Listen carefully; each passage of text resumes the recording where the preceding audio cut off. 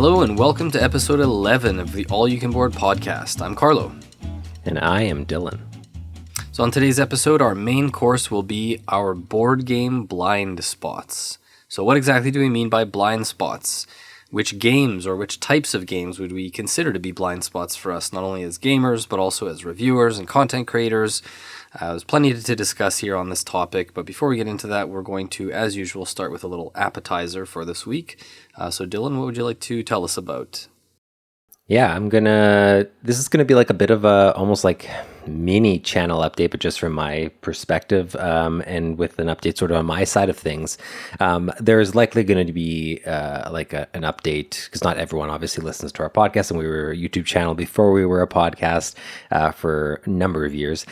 So I'll probably find another way to update folks on the stuff I talk about here, but I just figured this would be a good little spot to give a quick little update. So if for those who have been following our YouTube channel for a while, in December of last year, which is 2025, there was an update at that point, as well as some videos that kind of, particularly one video called The 6 Solo Games That's Changed Solo Gaming for Me, where I talked about how I had been let go from my job and was doing All You Can Board full time. And so that's been, oh God, what are we at? We're at like 7 months since then, which is crazy. Or six to 7 months, I guess. The update, I guess, is that I have got a new job. It is a position at, in Canada here, we have something called the CBC, which is the Canadian Broadcast Corporation. And it is a public serving news, independent news.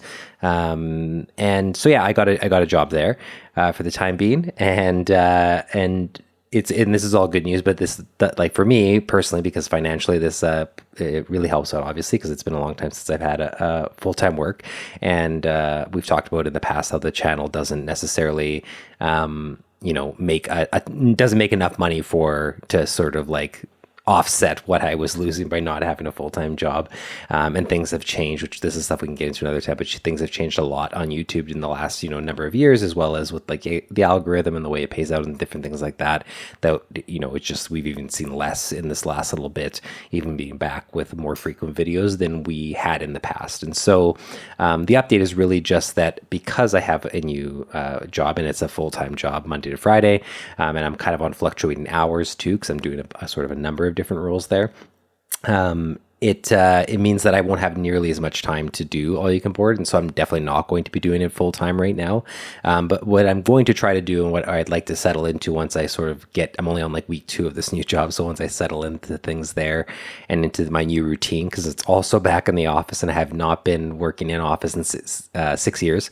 So I got really cozy and spoiled by remote work, but this just means that like there's now a commute factored in, I'm busing, things like that. So I lose a lot of time. And so I'd like to try to get to a place where I'm doing 1 to 2 videos a month. And then obviously our podcast is unaffected, and we're going to keep doing the podcast. And sort of spend a lot of that time in the month doing like prep for it, and really putting any work I normally would have been doing into that 1 or 2 videos in the evenings and the weekends as I have time, but then only having to go to camera and edit 1 to 2 videos, which is much easier because now I'm editing all day and doing production stuff all day. But like I said, this is like, even though this means less videos right now on the channel for me, it is a positive thing in my own life to have a job again. And I'm also, for those who did watch those videos, that video I did, as well as sort of heard any of my thoughts as I updated people on things, you'd know that I was in a sector of my field that I didn't really see myself remaining in, which is sort of like the marketing and corporate side of things. I just, I won't get into all the reasons here, but if you've listened to our podcast, if you watch our videos, you could probably discern some of those reasons already. But it was just when you've seen behind the curtains of a lot of that stuff, it gets harder to sort of be okay with that being something I was contributing to, is the way I'll put it. And so I will say that where I am now is like much more positive, and I get to really affect, and not even affect, but just have an impact and help and have a pulse on things in my own community, the things that impact my friends and my family, and myself and everyone around me, and where I've grown up my whole life. And because it's independent media, the last thing I'll say is just that, like, I think now more than ever in our world, independent media is more important than it's ever been, because of how many, papers and news organizations and stuff are, compromised in different ways, or owned by other people, or rely on like these sensationalist sort of clickbaity titles where, instead of it saying, ex-politician said this statement, it's like ex-politician humiliated by this like,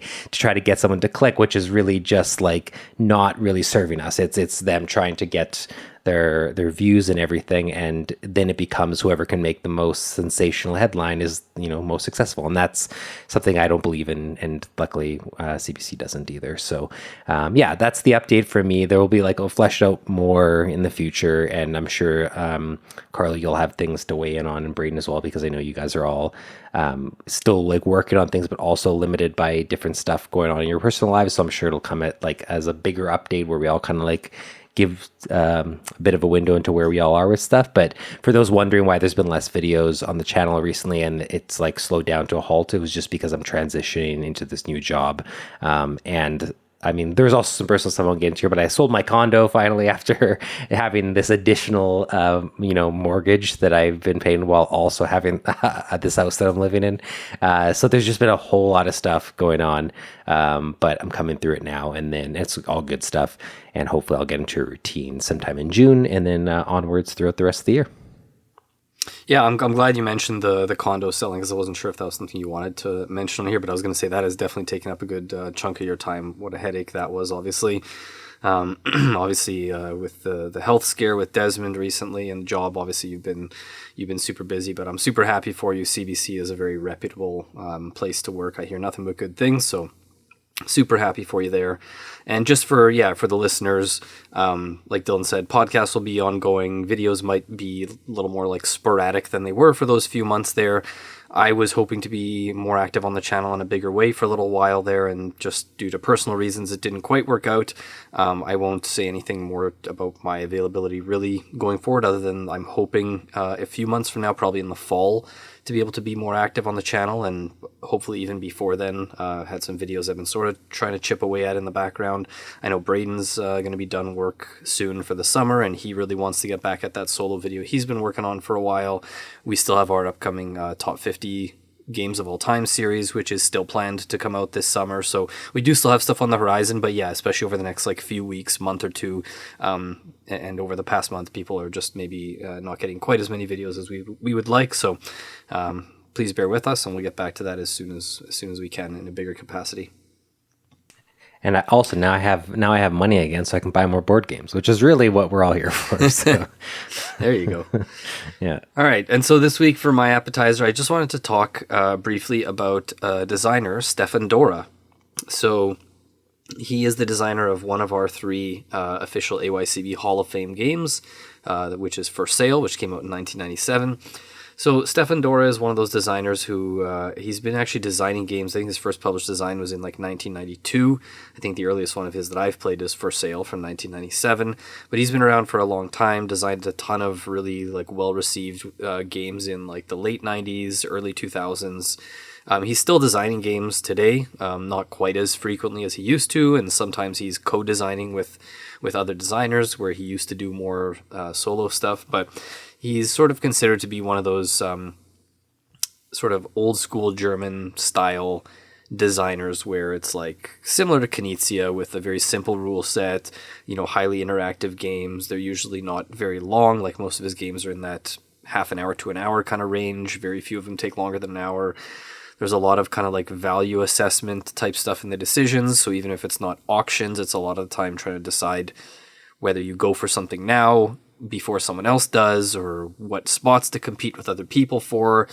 just a lot of little like clever mechanisms that come together, and the games always feel like they do more than they should. Like you read the rules, and even though they might be intriguing, you play a Stefan Dora game, and it always feels like it just comes together really well. Like they're just very well polished, well refined games. And so since playing For Sale, which was the first game of his I played, I also got to try over the past couple of years Sardinia, which was formerly Creta, as well as Tonga Bonga. Those games have both been really great, especially Sardinia. I mean, we talked about Tonga Bonga briefly in our last episode as well. So those games have been great, and they got those reprints from Plate, that Korean publisher. And then just a couple weeks ago, we got to try Pergamon, which is one that he co-designed with Ralph Zuerlind, I believe is the other designer's name.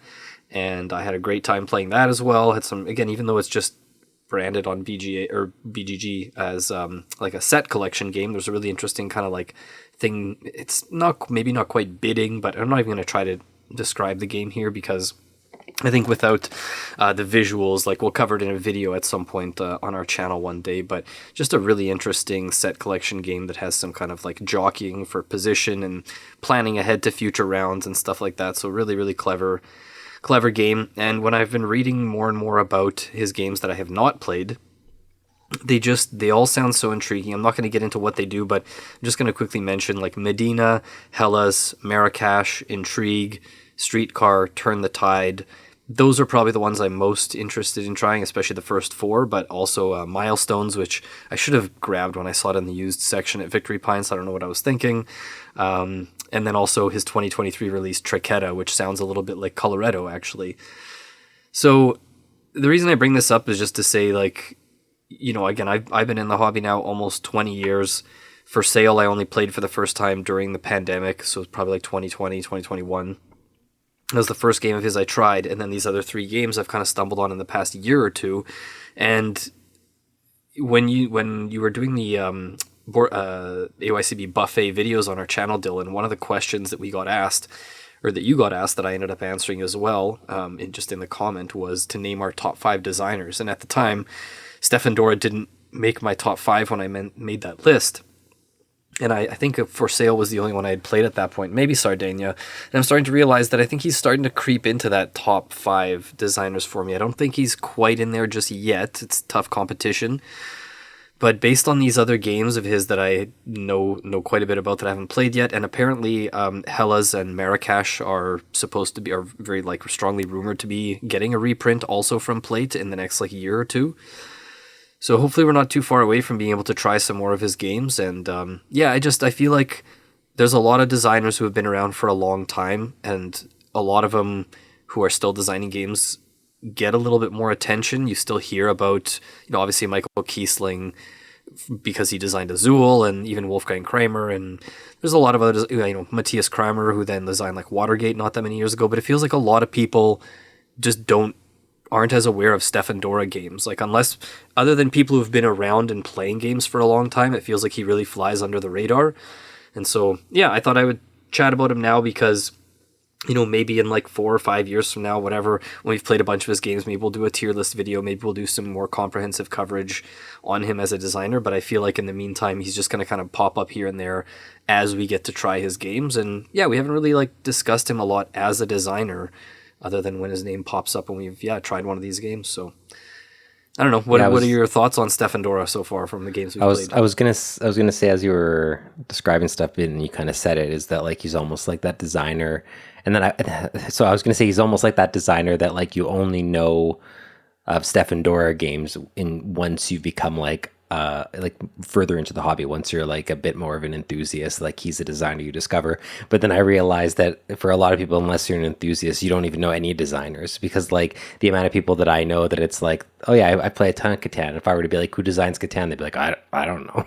You know what I mean? Like, it's not, I feel like it's almost like when you know the designers of the games you're playing, then you're an enthusiast. It's not probably just Stefan Dora. But all I was going to add was Hellas, not to be confused with the other Hellas, the exact same title that from 2002, that was from another designer I really like, which is Franz Benno de Long, who does Fjords, and maybe even a game that I'm going to mention, maybe one of us or both of us will mention later on this episode. So I just thought it was funny that both Stefan Dora and friends both have a game named Hellas. We're gonna have to play them both and then do Hellas head to head. And I would put Franz Bero de Lange in that similar group of like another designer who a lot of people just don't give much credit for. Like obviously he passed away quite a few years ago, and so the fact that he hasn't had a new game released obviously in a long time and stuff, like I get why he's not as talked about, but it's kind of, it is a real shame.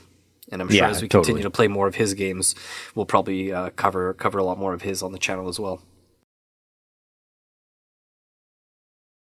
All right, well, I think we're going to take a quick break here to hear from our sponsor before we come back with our main course.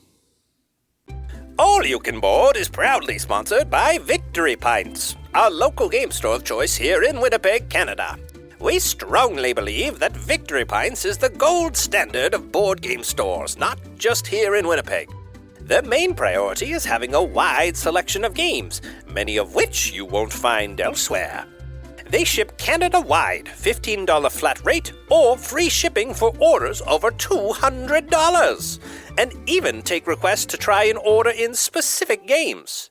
They also have a used game section where you can trade in games for store credit, and maybe even find some hidden gems that others have traded in. Note that the used game section is only available for in-person purchases and trades. Again, located in Winnipeg at the corner of Henderson and Hespeler, check them out at victorypints.ca. A massive thank you to Victory Pints for all their support over the years. All right, we are back, and it's time for our main course, our board game blind spots. So this is something that we've been actually talking about in the background for years now. I would say we initially talked about doing a video on this on the channel probably maybe 3, 4, or 5 years ago even. We talked about this concept a while back about games that we kind of haven't played and have been meaning to play, games we should play kind of thing. So why don't you tell us what you think, Dylan, counts as a board game blind spot and why these are important. Yeah, so when I am talking, or when I use the term board game blind spot, I'm basically saying what's a game that by not playing creates a blind spot. And the blind spot is like, it could be a number of things, but the way I kind of focus on it is that it either, well, one, it makes it that if I haven't played this game, I have there's something about it that would help me as a reviewer, help me as someone who creates content for board games and stuff. One that we are going to talk about in a bit, which is Brass. That as an example is more one that it's like me having played that allows me to talk at large about the hobby with a little bit more information or make better comparisons or whatever. So, it creates a blind spot in that it'll help me and also help the audience for me to be able to reference it and talk about it. And then another way I kind of look at blind spots is from a more personal perspective, which is it creates a blind spot in that, like, if I am chasing the best worker placement game and I say, or something, and there's one I clearly haven't played that is like, well, if I played that one, that might scratch the itch and I could focus my attention somewhere else, or that might help inform me better about what it is I like about worker placements, or if whether or not I do or do not like this game might help me better understand my own interests, my own likes, my own tastes in the hobby. That's how I kind of view it as well. So I have sort of that like someone who creates content enthusiast mentality as well as the personal mentality, and I kind of view it from both of those lenses. A blind spot doesn't have to be both, but it can be, but it could also just at least be one of them, I would say, for me. Okay, I like that. I like the balance between the personal and kind of like influenced by other people kind of thing. So yeah, I mean, similar to like a blind spot being, in a car, when there's a car in your blind spot, I sort of just put it down as like something is important and that you should be aware of, like it should be on your radar, but for whatever reason has been somewhat elusive. So it's like, I know I should probably play these games, even if I currently can't because I don't have access to them, whether that's the game's not in print or I don't have the group to play it, whatever, no one in my group owns it.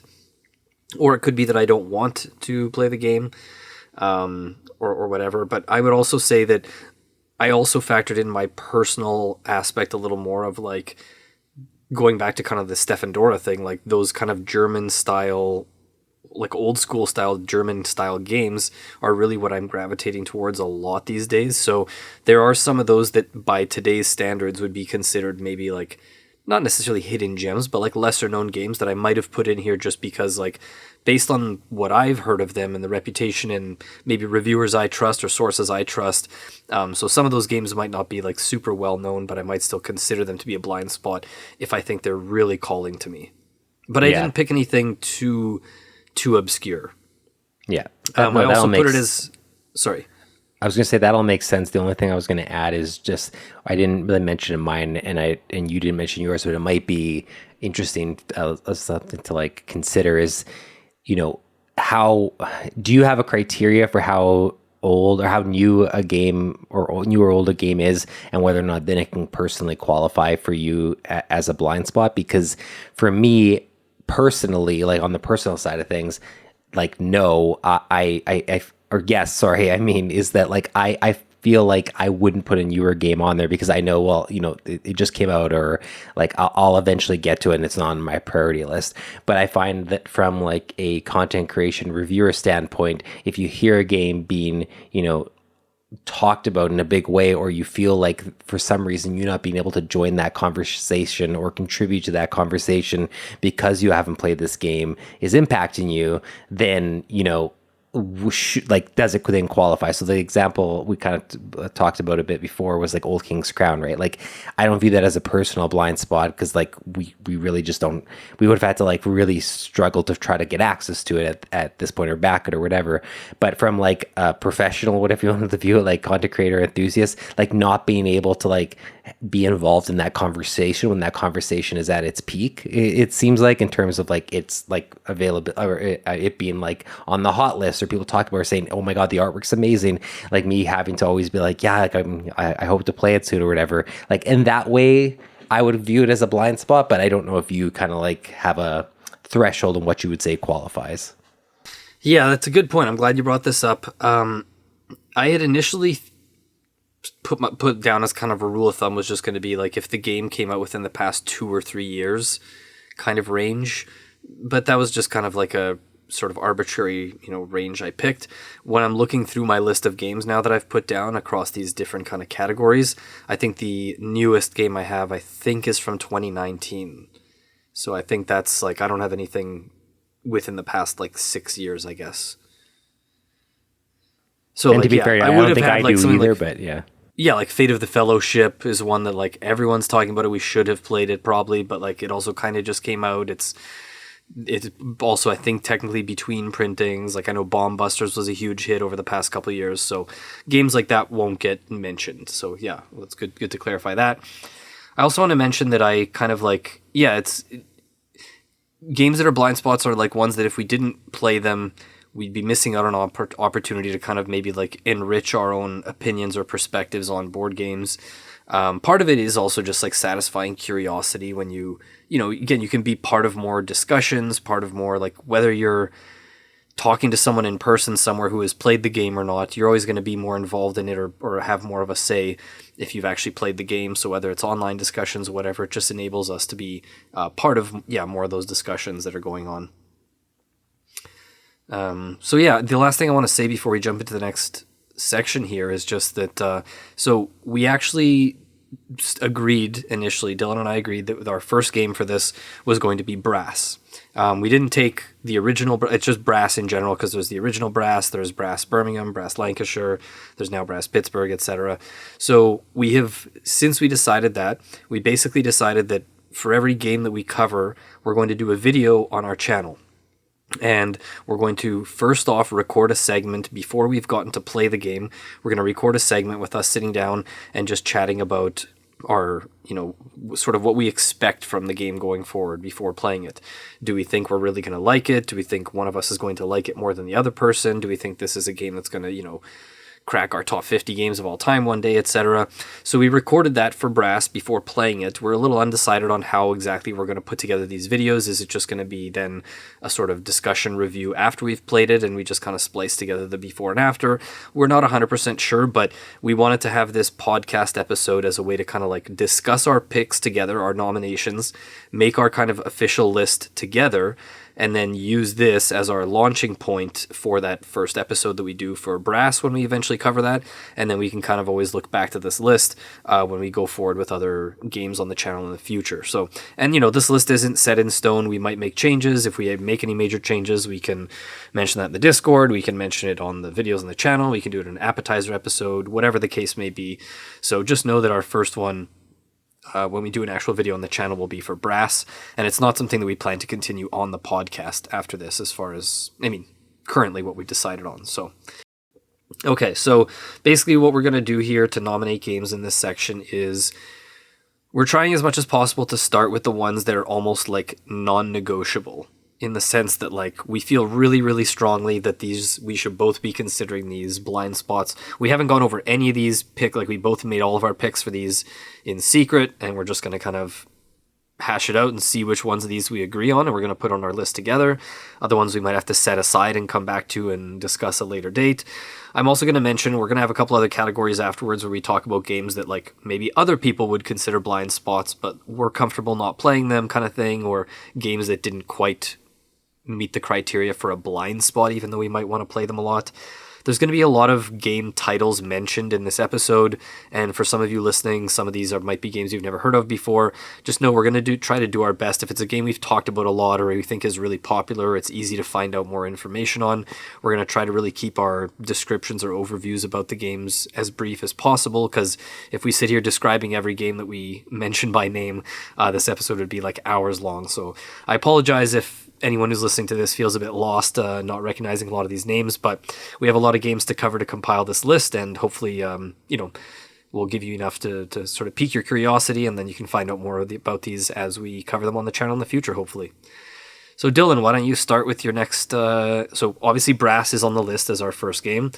What next game would you like to nominate? Okay, so before I do, I just need to ask you one question, because it's going to impact some of the games, or a game that I might mention.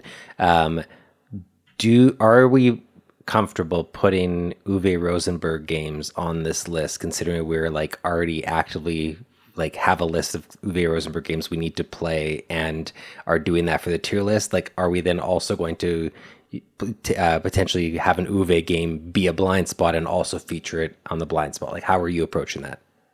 Hard to say. I will just say right now that I didn't have a single Uwe game on here, because I think I've played all the ones that as far as I can think of right now, I think I've played all the ones of his that I consider like major blind spots. Okay, yeah, there was a couple that I like almost want to play, and that I considered I was potentially considering a blind spot from the perspective of like rounding out my knowledge of Uwe, but we were already kind of doing that and planning to do that with the tier list, so I was comfortable not putting it on there, so I just needed confirmation. I'm not going to put it on there, and that'll be something I think we just talk about. Well, why don't you just mention the titles at least, and we can... So, and I don't know if you've played these, I just know I haven't, and one's Orat et Labora, and oh my god, I didn't write down the other one. I think it's At the Gates of Loyang. Is that him? Or is that... Yes, yeah, okay. Yeah. Okay. So it was those two, like being like the ones that I like. Some of his older games, like I think Aura Labora is like 2010 or 2011, and I think At the Gates of Loyang is even older. But ones that I'm like, I've heard. Basically a lot of what the games I included here, it's like if I've heard a game be referenced a lot when I talk about a different game, either for the recommendation or saying like, oh, that's similar to this, it makes me feel like, oh, I should play that, because I don't have that same frame of reference that these people continually have when these come up in conversation. And those are the two Uwe games. So yeah, anyways, I won't include them, but those are the ones I was thinking of. Okay. Yeah, I have not played either one. I own Orat Labora. It's definitely on our must-play list for the tier list. I just don't expect to love that one, which is why I didn't put it on. I mean, again, not that all these have to be ones we expect to love, but I also don't often hear it considered as like one of his best. Same with At the Gates of Loyang. It seems like one of those fringe ones where some people like it, some people think it's okay, but it never feels like one of the must-try ones. So I definitely really want to try them both. I just don't quite have either one as a blind spot. Okay. Okay, so the first one I'm going to nominate, and it's the one I think that I'm expecting there's a high percentage chance you might like say you like not veto, but like that you're not wanting this to be one of the ones, and it would probably be the hardest one that I can think of for us to do the longest, and that's going to be Twilight Imperium. And the reason this is on here is just like, it seems to me, the more and to be perfectly honest, like I don't know like a lot about the rules of Twilight Imperium, like on a like deep details basis. I know like the overall, like what kind of game it is. And I've heard lots of stuff on podcasts or from people that have played it, but it just seems like one of those games where it's almost like I compare it to like Oath Chronicles of Empire and Exile. Like it'll be a positive thing to have played it and to say you like an experience to be like, I'm really glad I had that experience. I'm glad I had this like, time playing this 9-hour game, whatever it is that people always talk about and reference.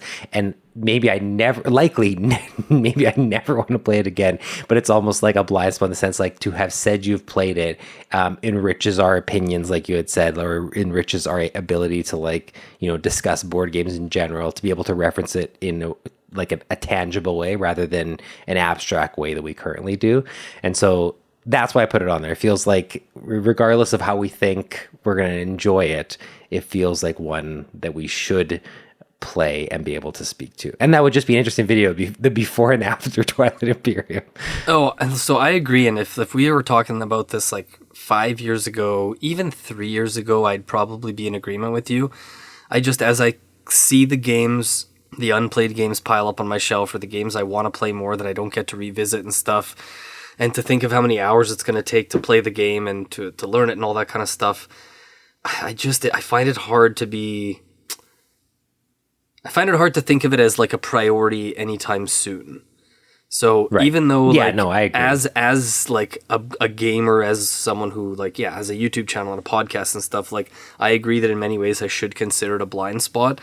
I just don't know if it's something that I'm realistically going to get around to playing in the next few years. So the way I view it though is that like it's not like I think there's a world where we get around to playing it because we get invited to a game of Twilight Imperium, and so someone else is setting it up, someone else is going to do the teach or setting us whatever we need to ahead of time, and it's more just like one day when we're able to say like, yeah, we're going to set aside our entire weekend. No, I'm just kidding, like our entire Saturday or our entire Sunday or a vacation day or whatever, that like all we have to do, which is still a lot, like is be present and willing to have that time commitment. Again, maybe it's like, I don't think it's going to be anytime soon, but I feel like that there's a world where it'll happen. And as long as we're willing to say, yes, I will join that game, and I'm going to set aside a Saturday to have said I did Twilight Imperium, Okay.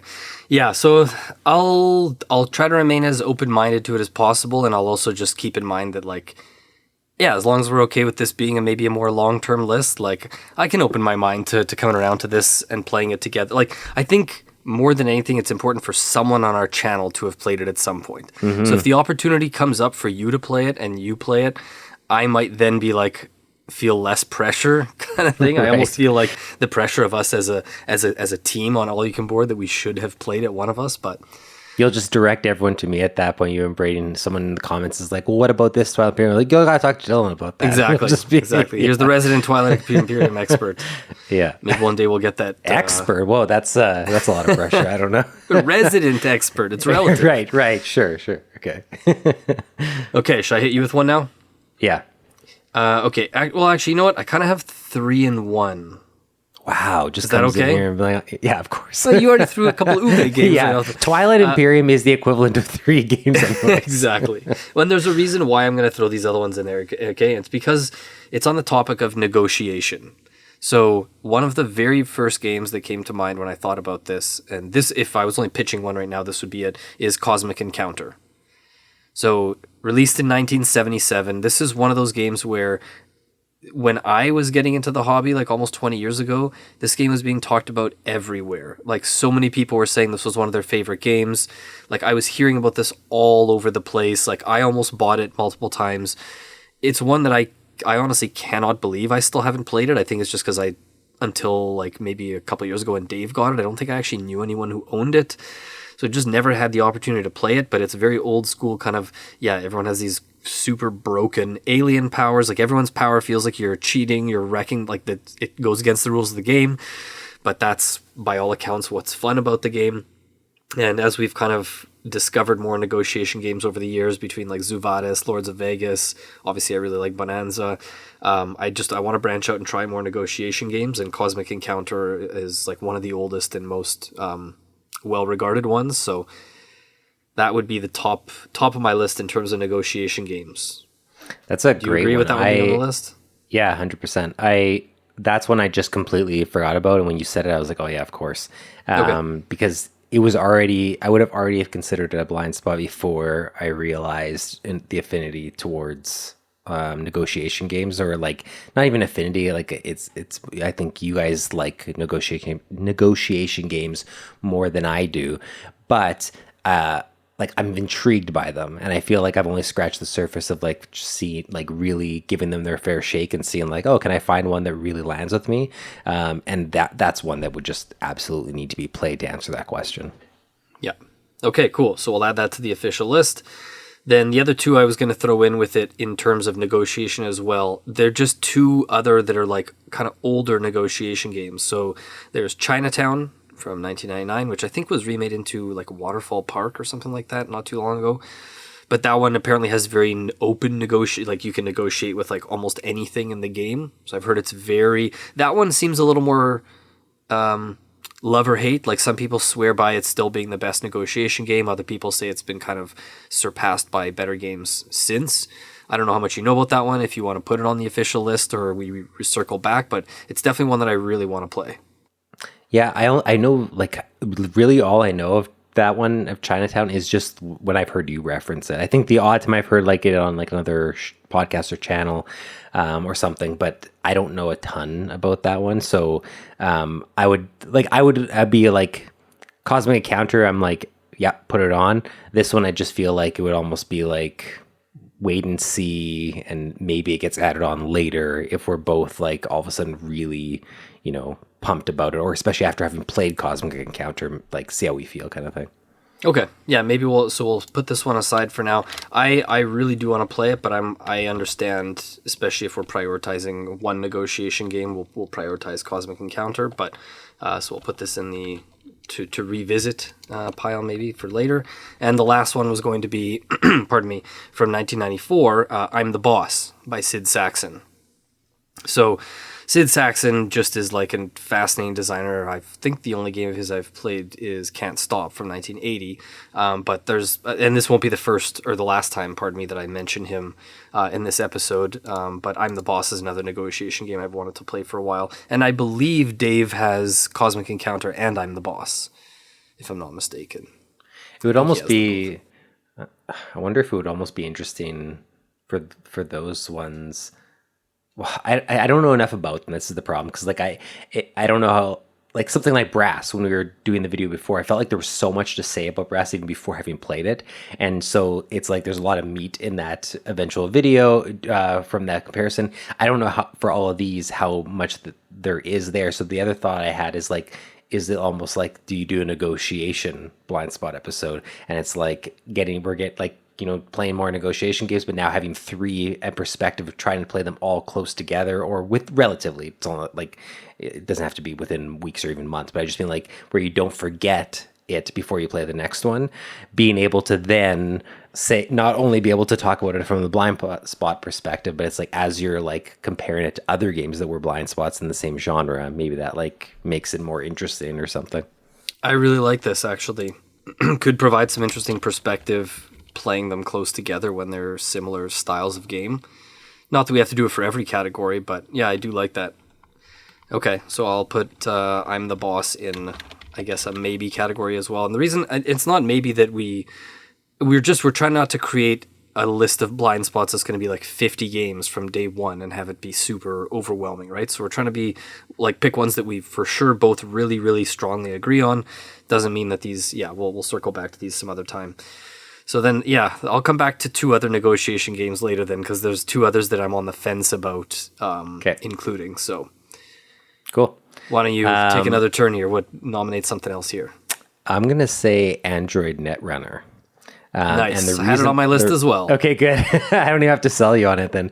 But for the listeners out there, like this is a Richard Garfield co-design, and with Lucas Litzinger, I think is what's listed here, on Board Game Geek. And it was a Fantasy Flight game, and it's no longer available, but it has been taken over by a studio called Null.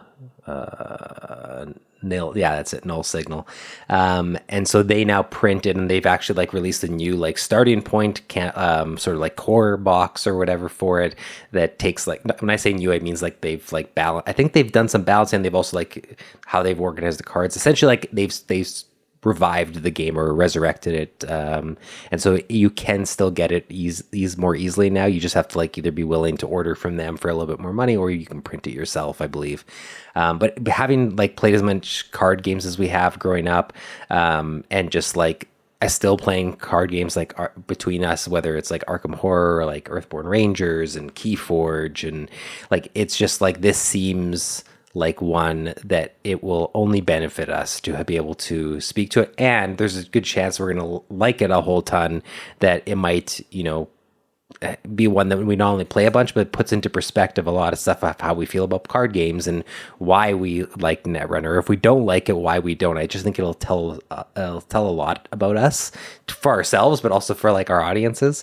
And so it just feels like one we have to play at some point. Yeah, great pick. Obviously, Android Netrunner has come up in, I think, 2 previous episodes of the podcast already, as far as something that we really wanted to try or feel like we should have. So, yeah, definitely on board for this, especially with the amount of like asymmetric games coming out these days. We haven't played a ton of 2-player only asymmetric ones. Like, I know you've got the chance to play Ironwood, which I haven't been able to play, but yeah, so that's a great pick. Okay. I'm going to mention one that you mentioned last episode or 2 episodes ago? I think it was it was the lifestyle games one. So Through the Ages. This is a huge blind spot for both of us. Yeah, so the only reason I didn't, I'm glad you had it on yours, because I would need to ask you a question, because like I have played it on the app once. But like I didn't really know what, like, to be honest, I didn't really know what I was doing was correct. I can't remember if I finished the game. It was a while ago. So like I have a little bit of context for it, but I've never played it in person. I've never played it like really intentionally. So you think it still qualifies? Like we can kind of I've played through the tutorial once on the app. Yeah. So I also but again, I also didn't really fully understand what was going on. Like sometimes I was like, I don't know, press this and see what happens. And then I got through it. When the game was over, I didn't fully understand everything I'd done. I didn't understand. So, like, I don't even think I've marked it as a game I've played on BGG, just because, like, I wouldn't even feel comfortable rating it based on the fact that it was just a tutorial. But if you don't feel like it qualifies for you, we don't have to officially put it on. No, I think I would want to put it on, and I think it should be on there. It was more just like, was there going to be an asterisk next to it if I put it on? So okay. I'm glad that you named it. I'm happy to have it on there. Fair enough. And we just jump ahead to the newer one, right? Because there was like Through the Ages, A Story of Civilization, and then a new story of civilization or whatever. Yeah. So this is designed by Vlada Kavadal. Again, this is not the first time he's going to be mentioned in this episode either. Okay, I'm going to mention one, and this is one of the ones I don't know if you've played, and if you have, then I'll just I'll have another backup one I'll do instead. So this is Tikal. Yes, I have played. You have only played on Board Game Arena though, and I'll. Sorry, go ahead. I'll jump in a second. No. I like it was mainly just because of the affinity for like Wolfgang Kramer or Michael Kiesling, and this being one that anytime I mention those to other people or when they come up in conversation, Tikal usually comes up in conversation, and so it's felt like a blind spot for me in the sense that I can't really speak to it. But if you've played it, I'll go with a backup, and this is going to be like a personal. Before you go to the backup though, just real quick, I had the whole Masks trilogy listed here, and that's Tikal, Mexica, and Java, which is now Cuzco. So I've played Tikal, but only on Board Game Arena, and I think I've only played it once or twice, and I've not played the other 2. And so I think we should cover those as a trilogy. And Mexico actually inspired Renature, which we love, I mean, especially me. So even though I've technically played Tikal on BGA, I think if we just consider it as the trilogy, of all three games, because it'd be interesting to compare them as well. And our friend Dave, I'm pretty sure, has all three, so it'll make it easy to be able to. And the unofficial fourth, because it's not a Mask game, but designed by the same people as Torres, which also came out around the same time. I have a used copy of that one, so we can even, whether we want to include Torres as the fourth unofficial member of the Masks trilogy or quadrilogy or whatever. But okay, so I'll put down Masks trilogy here, being Tikal, Mexica, and Cusco. And so now that it's going to officially be there, so just to stress again, the reason I'm putting it on there is not necessarily because I view it as really it's because of the designers, me and us having played a lot of their games and them having designed games we really love. It just feels like for us to constantly reference them, but not to have fully experienced this trilogy of games that sometimes people always say are for some people it's their best games, or in that trilogy is their best games somewhere. It just feels like we should have a perspective on that. For sure. The other big thing I think that comes from them is the action point system that the games use, which a lot of games don't do that anymore because they were criticized for causing a lot of analysis paralysis, because it's hey, you have 10 action points. You can do 7 different actions on your turn. This action costs 1 action point. This other one costs 1 action point as well. This one costs 2, whatever. And it's how do I spend these action points? And each action has multiple different things that you can do with it as well. And so it's just this kind of huge, there's tons of options every single turn. So I think it's an interesting thing that seems a little, I don't want to say outdated, because I know a lot of games shy away from that these days, but anyway, and yeah, just the pedigree of the designers like you highlighted. So, okay, so since I technically have played Tikal, go on to pick another one. Sure. We'll have the Masks trilogy on there. So I'm going to pick one that's a little aspirational as well, kind of in the, well, no, not as much as Twilight Imperium, but it's one that, this is another one where it's less that I think I'm going to love it, but there's a chance I might, and it's more that I think, based on the notoriety of it, the attention, the positivity for it, and just in some ways the absurdity of some of what I hear about it, this is Cthulhu Death May Die. I hear this one come up so much, but it was like when we played Nemesis. It's very, I'm not comparing them gameplay wise, but it just felt like a game that I knew going in, and it's not going to be a game that I love, but I did want to have played and really just experienced, to have said, okay, I get this, or I don't get this, and I can be a part of this conversation. And so that's where Cthulhu Death May Die comes from for me. Man, when I glanced over this one on the list, I considered putting this one on my list too, because I have heard a lot about it. It's been high up on BGG for a long time. I ultimately decided to leave it off my list, mainly because it is a fairly longer co-op game. And those are two, I like some co-op games, of course. We've talked about quite a few co-op games in the past that I like, but I don't love cooperative games, and most of the ones I do like are shorter. And when I look at 90 to 120 minutes, and I see it looks like a lot of components, a lot of table space, the miniatures and everything, it just doesn't seem like my style of game. I think this is one that I'd be seeking out more on the reputation, and I think really I would need some convincing. If I got invited over somewhere to play it, sure, I'd happily play it, but I don't know if I can put this on the official blind spot list. Yeah, fair. I will say, weight-wise, it's only a 2.49. It says 1.5 to 2 hours. I get it, for a co-op game, 1.5 to 2 hours is longer. It feels longer, maybe, or hits differently compared to if it was competitive.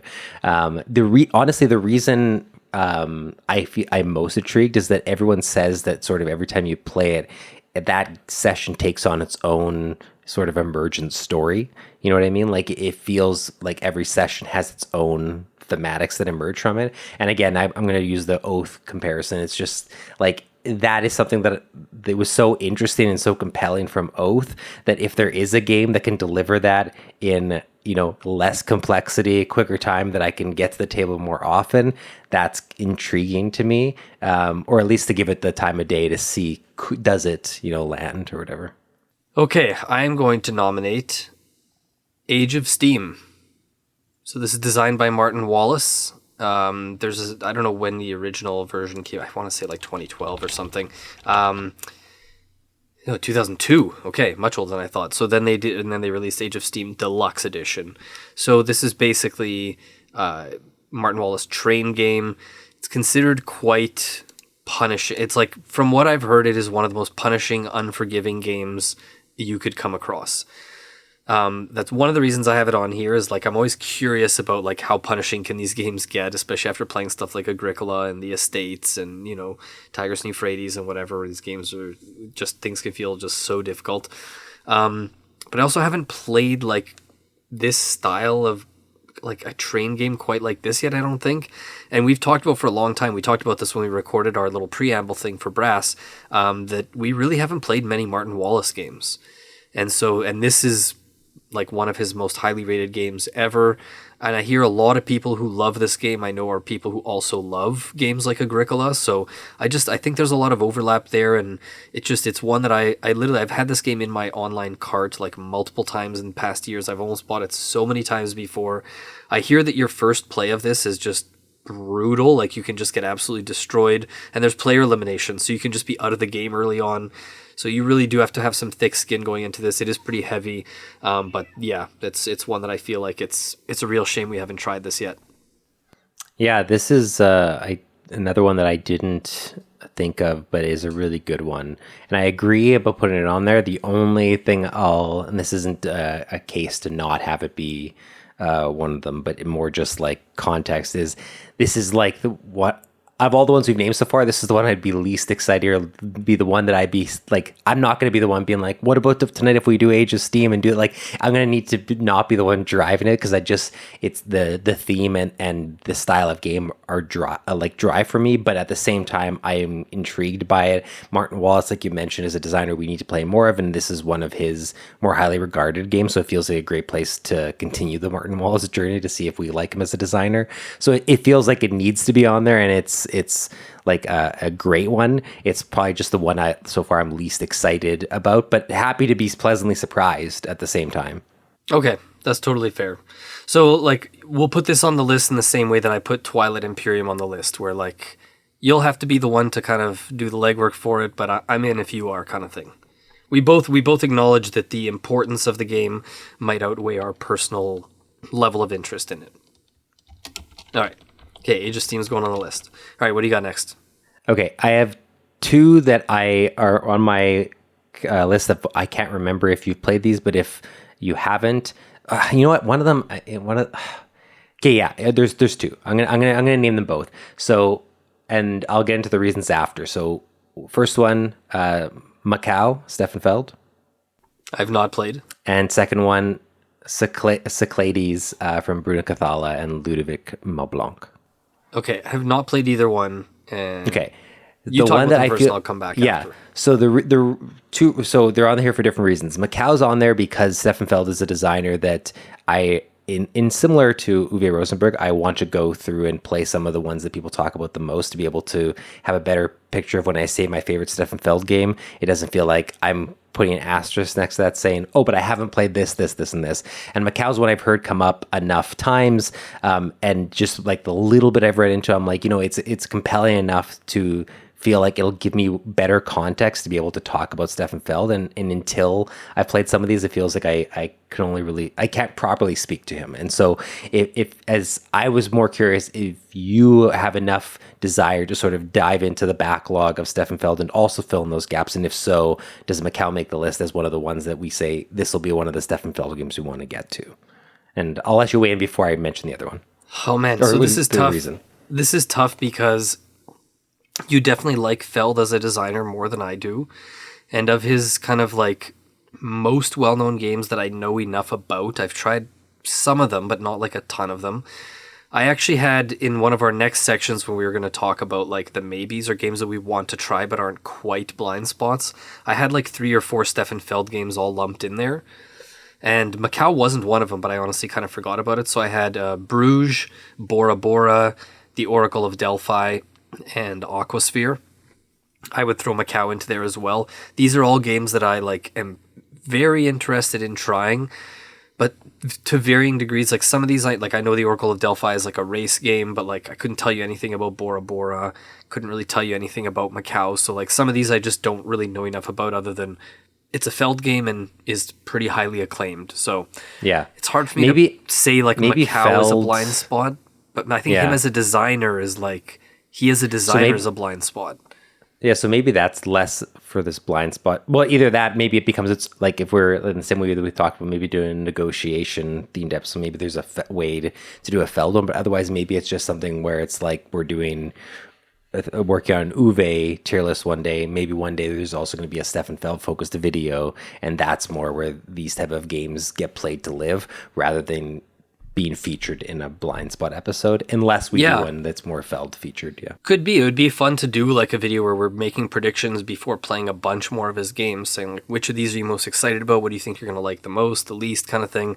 And then maybe we circle back once we've actually played them. So should we make like just a bigger maybe list with a bunch of Feld games, or do we put them on the yes list? I think we just save Feld for its own thing, and if we change it, because we're gonna have it's not like we're gonna have a shortage of like games to go through, and it feels like it would be like 4 games in one kind of thing, so it's almost better as its own video. All right, so we'll just put Feld as his own kind of category. Yeah, and then Cyclades was on there. Like one, Bruno Cathal is a designer that we've played games of and comes up a lot, but less that perspective and more just that we have talked a lot about liking bidding and auction style games, and that being a mechanic we're realizing more and more we love.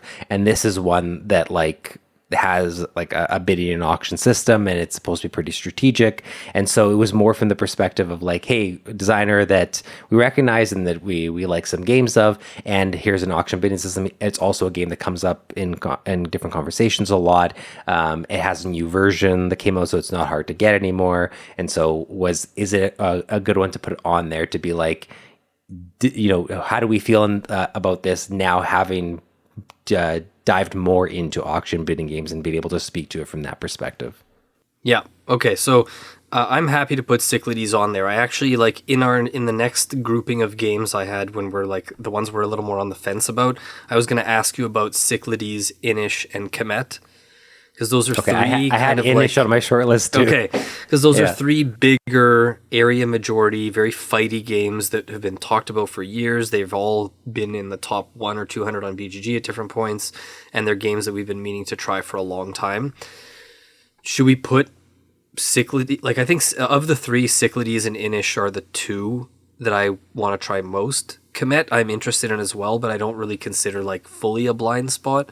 Yeah, I would be happy to put both Inish and Cyclades on there if you are, but I'm also happy to just put Cyclades and not Inish. I would put them both on there, and then in brackets maybe just put like Kemet with a question mark, because maybe there's also a world where we are able to play all 3 somewhat close together, and it makes sense to sort of talk about them all in a single video or feed off each other in some way or something. True. Okay. Cool. All right. Good picks. Okay. I'll, you know what? Just because we're running, we still have a couple other categories to get to. I'm going to start lumping in a couple more games here in a group, okay? I'm going to throw in 3 worker placement games here and see what you think of them. So I'll mention them all first, and you tell me. So there's Dominant Species, Lancaster, and Barrage. So we'll start with Dominant Species. So this is a very, very cutthroat worker placement game that does a similar thing as Bus, where you have the action programming and then there's like the resolution phase afterwards.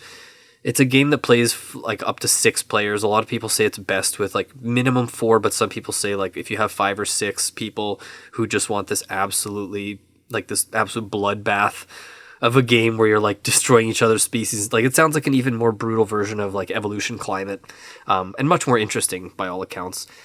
So that's designed by the late Chad Jensen. I have a copy of it, got it from the used section at Victory Pints. It's one I've been meaning to try for a long time. I think it's going to be one of my favorite worker placement games.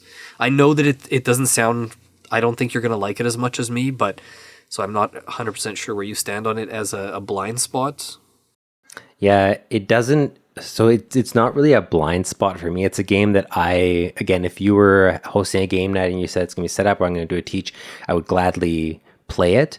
But you're right. I don't think, I could be wrong. I'd be happy to be wrong, but I don't think I'm going to love it.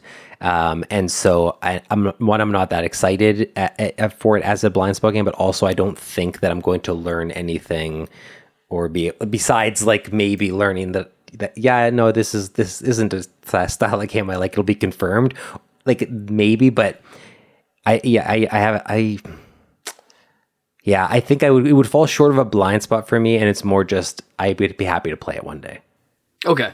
All right. So we'll put it in the maybe category for now. Maybe I'll see if I can convince you again some other day, but I get it. We're looking at this sort of the similar to when we do our Hall of Fame. It's like I don't want to feel like I'm trying to convince someone to agree to my opinion if they don't feel like it, right? It's like I'm not here to convince you that it should be a blind spot. So if we'll circle back maybe some other day. All right, Lancaster, which I also mentioned. So we've played some games by Matthias Kramer. We've played Glenmore 2. We've played Watergate. We've played Match of the Century. He's a really interesting designer, and this is one of those kind of like under the radar. I think this game was quite well known when it first came out. I've had it set up on the table once or twice. We were about to play it a few months ago. And the main thing is that there's like voting in the game where there's like laws that are being passed and you vote. Like you can talk at the table and be like, no, let's definitely vote for that law. And then you vote secretly and you might not vote for the thing that you told the other people you were going to vote for. So it just sounds like a really interactive, interesting one. And there's like the different strength of your workers, which I won't get into how it works here, but it sounds really interesting. And like it does some stuff that other worker placement games don't do. And I think it gets overlooked a bit just because like the theme and the artwork looking a bit kind of old and dated. Yeah, I'd be happy to put this one on. And also because I like when there's games where I don't know a lot about how they play. I just hear rumblings because then I get to sort of go in truly blind and then get to experience it all as if I just bought it myself and opened it up and everything. So yeah, I'd be happy to do this one. Awesome. And it's one that like a lot of people who like more underrated hidden gem games like tend to like love this game. And then Barrage being the last worker placement one here. So this is the newest game I mentioned on the list. I think this was a 2019 release. This one's pretty heavy. I've had a copy of it for a couple of years. Sounds like another pretty mean cutthroat one where you're like cutting off people's water supply and stuff. So yeah, what do you think? Yeah, I had Barrage on my list as well. So I'm good for that. This is one I've heard come up enough in conversation. The worker placement aspect. Just I actually think I will like this one, but I'm not convinced I'll want to actually play it much. It's more just I want to experience it, and I think I'll enjoy my time. But I'm curious, will I then be like, hey, like let's keep playing Barrage, or am I going to be like, that's a game I'm not going to probably go back to for a while? Okay, what else you got? Honestly, I have one more that I would say, and it's one I alluded to, and that's Container, designed by Franz Benno de Long and Thomas Ewert. And that is mainly driven by the Franz Benno de Long aspect for me, but also like what I've heard about the game.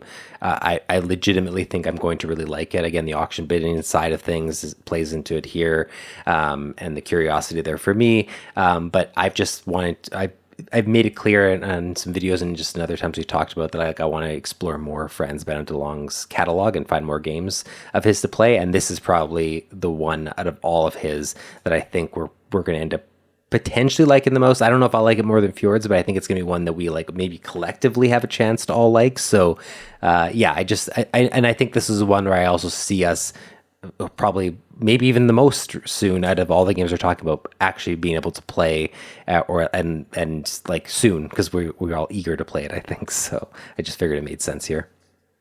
Okay, so that was your last one. All right, I'm going to try and race through some of these then real quick. So The Princess of Florence, just Wolfgang Kramer along with a couple other designers, very old school kind of like auction game with polyominoes. Is one of the first, maybe not, sorry, not one of the first auctions, but some people consider this to be, I don't remember who it was who said this. I wish I could attribute the quote. Someone referred to this as the death of interactive Euro games. Where they said like this was the turning point where games stopped being more interactive and more like introducing like the personal player board. Because everyone's got their own little polyomino thing going on. But the fact that it has the auctions, I've heard other people say, like, that's nonsense. It's absolutely an interactive game. So it just seems like a really divisive game, but it got reprinted just a couple of years ago. And obviously one of the most, what's it called? What's the word I'm looking for? Prolific designers ever there, Wolfgang Kramer. So, yeah. I had this one, on, like it's written down here, but I had bumped it kind of pretty close to us recording to the last category we're going to talk about today. But so, I mean, it's not hard to convince me to put it back on. It's one that I've wanted to play for a while. I've looked at it at Victory Pints multiple times, and I think what stopped me from buying my own copy was the fact that you had it and Dave has it as well. So. Oh, okay. Yeah, it's the fact that it's had polyomino games like way before, like this was like 15 years before Patchwork was even released, and the fact that it also has auctions is just super intriguing to me. So, I mean, I would put it on the list, so I'm going to leave you to make the final call. Is it a yes or is it a maybe? Cool. Awesome. Okay, Acquire, Sid Saxon, old economic game. It's like from, I think, like 1960. Like, this is one of the... I should have brought this one up sooner because I think it is an even bigger blind spot, like up there with like Cosmic Encounter and stuff. It's interesting. Like, I want to play it. I don't know that I view it as a personal blind spot. And maybe I'll regret that after I have played it and what it instills in me, but I just don't know that what I'm going to take away from it will be enough to, like, I don't know if I'm currently blind to anything by not having played it. It's more like something that, like, it's an older game I want to have played that, you know, has a bunch of stuff I'm interested in and I think I'll like, but I don't know that it's like that it's a blind spot for me. What about the fact that it's arguably it's one of the games most responsible for like modern day gaming, just based on, you know what, I won't get into it here. This isn't the spot to get into details about Acquire, but Sid Saxon is just such an influential design. Yeah. Okay. So you're a maybe on this one? You're not convinced that it should be on the list? Let's do maybe. Let's do maybe. I'm disappointed in you, but I'll let it slide. I'll convince you some other day. Okay, what about Tichu? Classic card game, partnership, shedding game. This is one of those ones I feel like everyone who has played it seems to be like loves this game, and it's just the kind of classic card game. Especially we've been getting into shedding games more, and it feels like, especially after playing like Panda Spin lately, and even when we played Panda Spin, we had people at the table, one of the sessions we played, saying like, oh, this is like Tichu and stuff, or or things that are similar to Tichu. So I feel like even just from that perspective, because we're enjoying Panda Spin, it'd be good to be able to make those comparisons and have that frame of reference. Cool. All right. I'll add it to the list. What about Skull? The bluffing game with coasters. I thought about Skull. That was one, to be honest, I'm not super interested in Skull. I will play it, but like, it's not one that there's got to be something compelling me for me to consider it a blind spot, and I don't feel like I'm compelled enough by Skull. Fair enough. And for me, it's more, I hear so many people rave about it and say like it's still this amazing game. It does so much with so little, and I'm always like, yeah, sure, whatever. If someone wants to show me one day, so that one's more out of a feeling of obligation. So that one I'm okay to just put in the maybe pile because I don't feel super strongly about it. What about Cockroach Poker? Another one I keep hearing about because it's like only one. It's like one player loses and everyone else wins. So it's just kind of like stick that one player with the bad cards kind of thing. So I don't really. That's not something I like. And I like if we're gonna have a winner, I'd rather it be like a team wins or a person wins or whatever, rather than like one person, everyone except for one person wins. But also, I just similar to the last one. Like Cockroach Poker isn't one that I'd be happy to try it again, but I'm not feeling super compelled by like the fact that I haven't played that to then play it. Okay. Yeah, I'll put that on the maybe as well because it's one that, again, similar to Skull. It felt like a lot of people rave about it. But what about Decrypto? In terms of like word/party team games, like it's one of the highest rated party games, one of the highest, like everyone says it's one of the best, not everyone, but a lot of people say it's one of the best kind of like word clue giving kind of games. I think I've had my copy for like 6 years, never tried it. I think that should qualify, yeah. Again, I'm not like, I'm not convinced I'm going to love it, but I'm so interested in it. And I feel like you're right. Like it's talked about enough as one of the best party games that we should probably have played it to be able to speak to it. I'm also not sure if I'm going to love it, but yeah, it feels like we should have played it by now. And then I had Twilight Struggle on here, but I don't know if we're going to play the physical. Like I'm not going to go out of my way to get the physical version. I might just try my Steam copy. I'm going to talk about Twilight Struggle in one of the other categories. So okay. All right, then I'll put it as a maybe for now then and just assume that. Okay, there's a few others I'm going to mention here that I was more on the fence about these. What about Dune? This is the original Dune, like not Dune Imperium. We're talking about the Dune I don't even know what kind of game you want to describe it as. Everyone plays as a faction, but you're like, it's very asymmetric. That's the one where if you're the Bene Gesserit and you make the prediction at the beginning of the game about who's going to win and in what round, and if that happens, you actually win instead of them. It's like takes like multiple hours to play. It's a very like sort of iconic game, and I think it's the same design team, or at least some of the same designers as Cosmic Encounter. So it's just I just don't know if I would like, consider it a blind spot. Is the only thing. It's less again that I want to have played and stuff, but I don't know about the blind spot aspect, like whether or not it qualifies. Okay, Yeah, that's fair. I think it'd be good in our group, but it also is one of those ones that people say like you probably want the full 6-player count, so it's very like niche specific. Yeah, it's funny. Kind It of thing, says so, best with 6 here. That's wild. Yeah. Okay, we'll put it in the maybe pile. What about Glory to Rome and Motainai as a couple of Carl Chuddick games we have not played? Glory Motainai is sort of a remake of Glory to Rome. Yeah, like I wouldn't put Motainai in there, but Glory to Rome, yes, I would put that in there. That's a great one. Okay. Why don't I put Slash just because Motainai was sort of a remake of Glory to Rome because of... You know what, actually? It's going to be one of my future appetizers is I'm going to tell the story about what happened with Glory to Rome. So I'll leave that for now, but I'm going to pitch that we put... So we'll put Glory to Rome for sure, and then I'll put Motainai in brackets as another possible, just because it has sort of in a way replaced Glory to Rome. Okay, a few others real quick. What about Great Western Trail? I had that on mine with a question mark, and I ended up putting it into a different category here. Okay. I'm going to put it in there as well, because it was another one that I felt like I don't think I'm going to love it. I think I'm going to like it decently enough, but it feels like one of those games that's just been like hanging around the top 20, 25 on BGG since it came out. It feels like one that we should have played by now, but whatever, I'll set that one aside. Okay, you know what? Some of these others, I'm just going to mention the names real quick. I also had like Istanbul as a Rudiger Dorn game that was really popular when it came out. Quirkle, it's like one of those kind of like you can buy it at like Target, like a lot of those big box kind of stores. It's a Spiel des Jahres winner. I had Russian Railroads or Ultimate Railroads as like a worker placement game. And just if any of these you're like, oh, actually that should be on the list, just stop me. I have Survive Escape from Atlantis as one of those kind of old school, very interactive games. Like that one I feel like we probably should.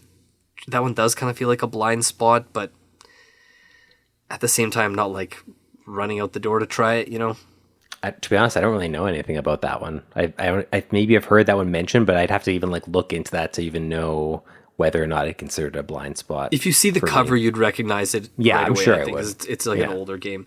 And then I've never tried Camel Up, which I know is like a super popular. Like I have played Camel Up. Okay. Then I also have Trans Europa / Trans America, just as another Franz Benno Delange game. It's a lot more like intro. It's like basically his version of Ticket to Ride. So I'm more excited for Container, but Trans America was like a pretty big, popular, like really well-received game for many, many years that's kind of fallen out of favor. And I have Trans Europa. So that one is one I'm on the fence about. Where do you stand on that?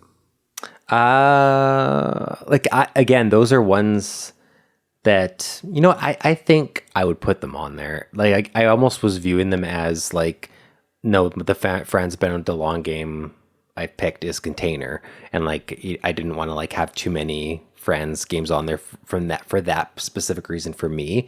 But I feel like there's enough else that's compelling about those games, and would make them be considered blind spots that it makes sense to put them on there, even though Container I would rank higher as one that I would want to play first, kind of thing. Agreed. Okay. I'll put Trans Europa since I actually have a copy of that one. It's just a different map compared to America, obviously. And then I did have some other negotiation games, Santiago, Genoa, and Sidereal Confluence. But I think those are maybe all a little more niche or lesser known, and maybe realistically, I think we'd probably put Cosmic Encounter and what was the other one that we mentioned? Well, we had Chinatown and I'm the Boss. Like we'd probably put those ahead in terms of negotiation, right? So the other ones are a little lesser known, so I'll set aside Santiago and Genoa for now, but those are both games I really would love to try. And then the last thing I'll throw into this section is there's a few Knizia games that I'm on the fence about. So like as far as tile laying games like Samurai, Yellow and Yangtze, Stevenson's Rocket, which counts as both tile laying and kind of a train. It's like his version of a train game. Like those three feel like huge blind spots in terms of Knizia's catalog specifically. I also had Amun-Re and Blue Moon, but those ones are more... I was more on the fence about those. Okay, so you don't want to put any of those in the blind spots. I wouldn't know. Okay, all right. Well, we'll just lump them into maybe for now then.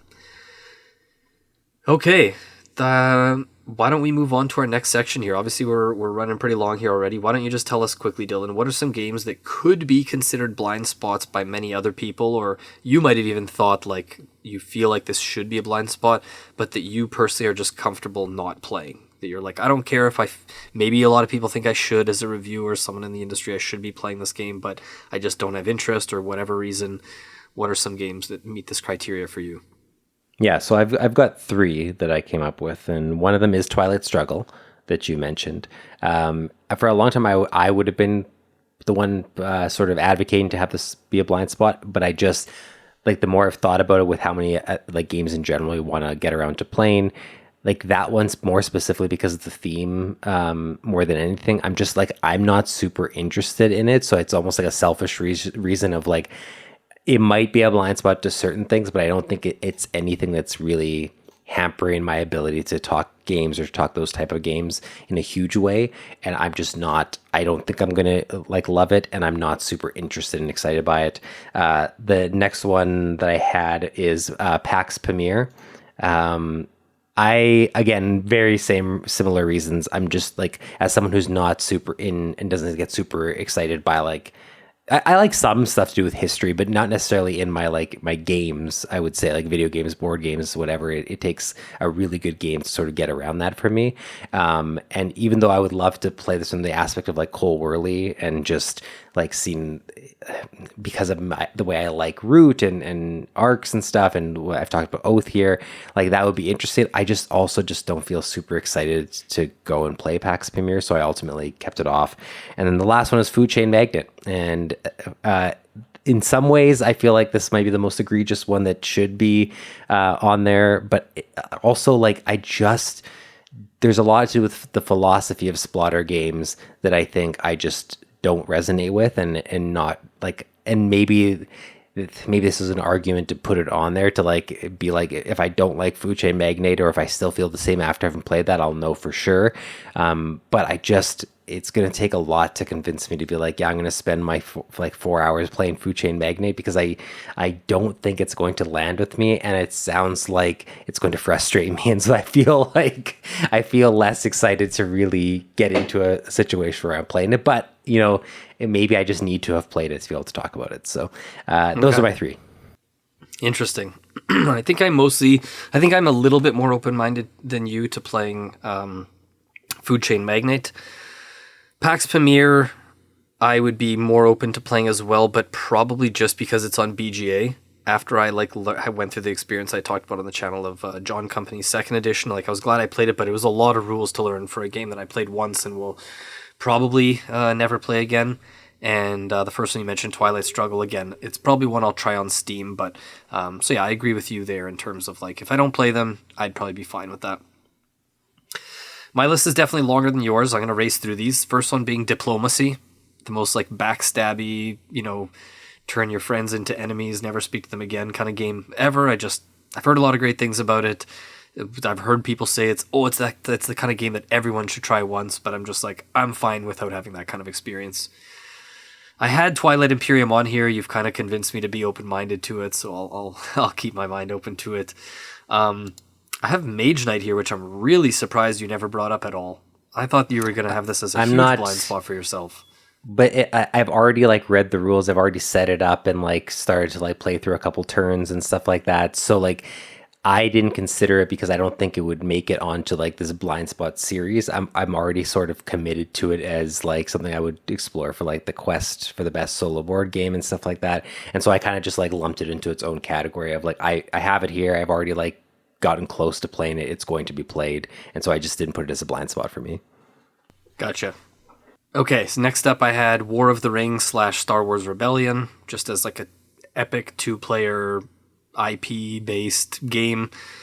It just like, there was a while where I was more interested in War of the Ring, and I've kind of just accepted that I probably won't get into it, or if I was going to, like, War of the Ring, the card game was quite good. I think I'd be more interested in going back to that than playing War of the Ring.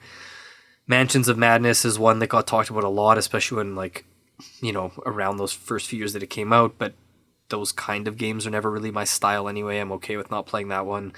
I also had Battlestar Galactica, and I kind of lumped in Game of Thrones here, as well as Dead of Winter, as these kind of like possible hidden traitor, long, very interactive, social kind of games. Like, I feel like there was like a big time in the hobby for these, and I feel like a lot of these don't get played as much anymore and kind of feel a little bit dated from what I hear from the people who did play them. So those I'm okay to kind of have missed out on. I also have Talisman as like kind of one of the older storytelling games. Hero Quest, which I've heard a ton about, is like kind of like a dungeon crawl type of game.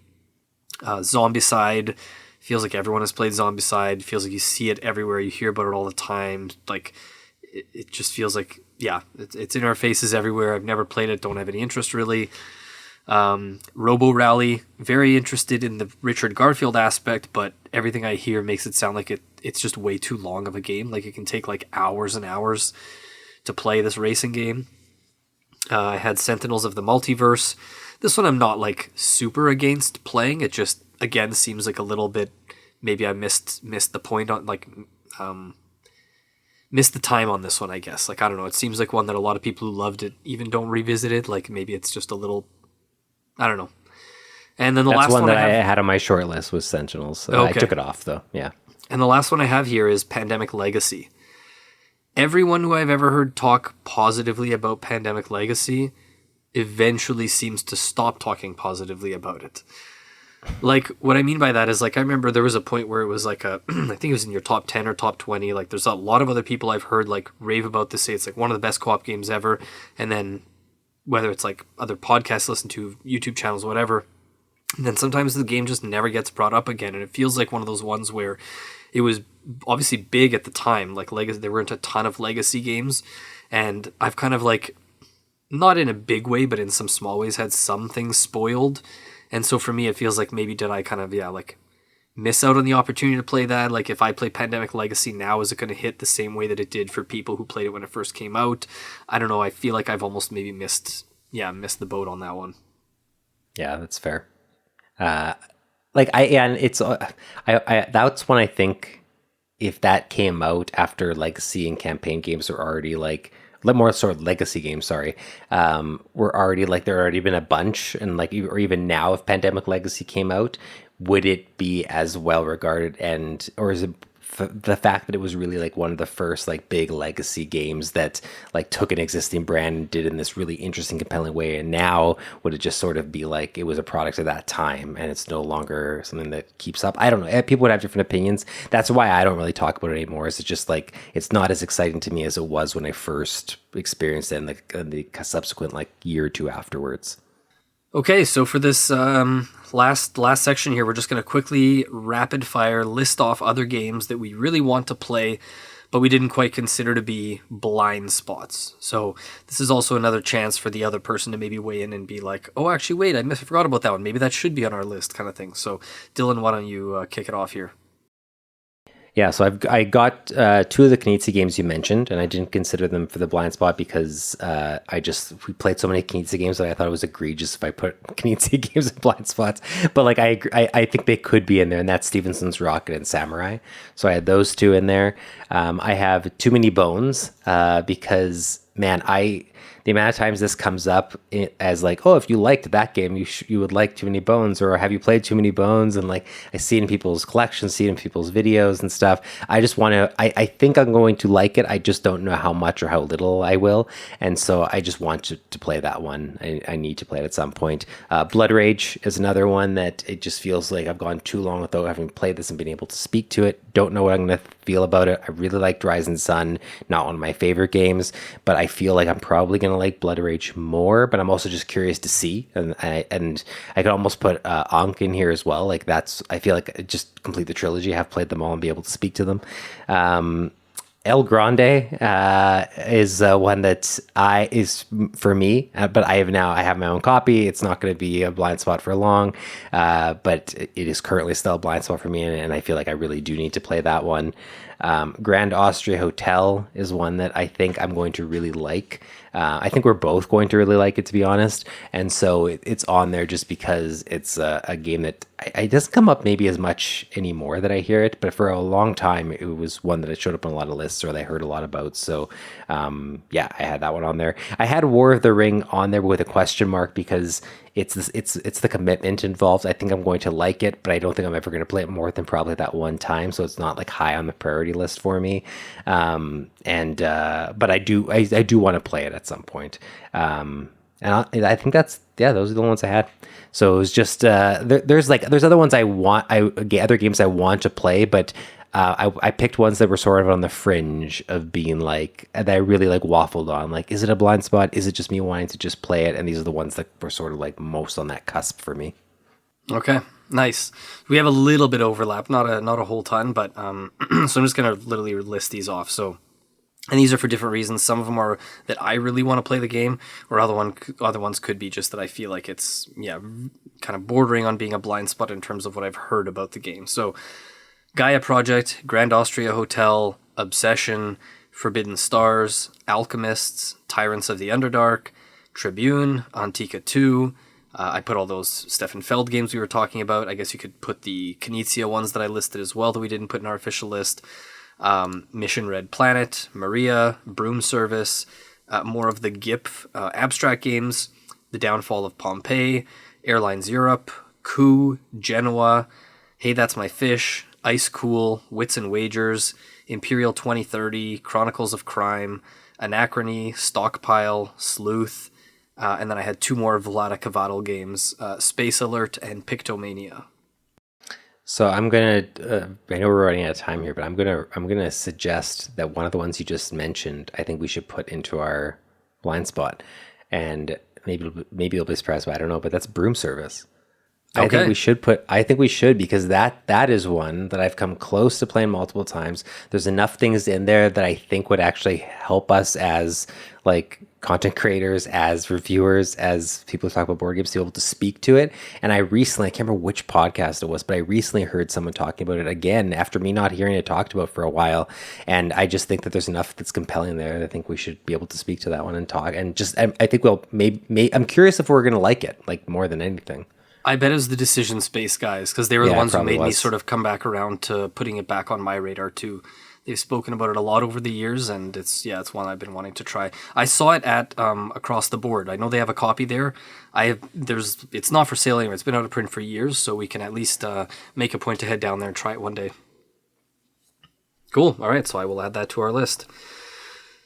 So before we close out, I'm just going to read out our official list here. I was typing them up as we go. I hope I didn't miss any. But in terms of our official list that we've agreed on as of now, I have Brass, Twilight Imperium, Cosmic Encounter, Android Netrunner, Through the Ages, the Masks Trilogy / potentially quadrilogy. So that's Tikal, Mexica, Java / Cuzco, and then the unofficial fourth, which is Torres. Age of Steam, Cyclades, Inish, Kemet we put as a maybe for this, just to go lump in with Inish and Cyclades maybe. Lancaster, Barrage, Container, The Princes of Florence, Tichu, Decrypto, Glory to Rome / Motainai, Trans Europa, and Broom Service. That is quite a list. Yeah, if we just made a point to be like, hey, this is our priority for the next 6 months or a year or however long it would take, I'd be super excited to just knock all these off of our list. And I feel like we will have leveled up as gamers and reviewers and whatnot by the time we get through the likes of these. Agreed. Yeah, I think, and yeah, like I think you mentioned, but just to stress, it's going to take us a long time, I think, to have closed all these blind spots and had them to our repertoire of games we've played. But it's kind of good to have that aspired to, or whenever we're saying, hey, we really want to, what's the next one? We can kind of look at this list and be able to reference it instead of forgetting about something and then having to go a longer time without being played.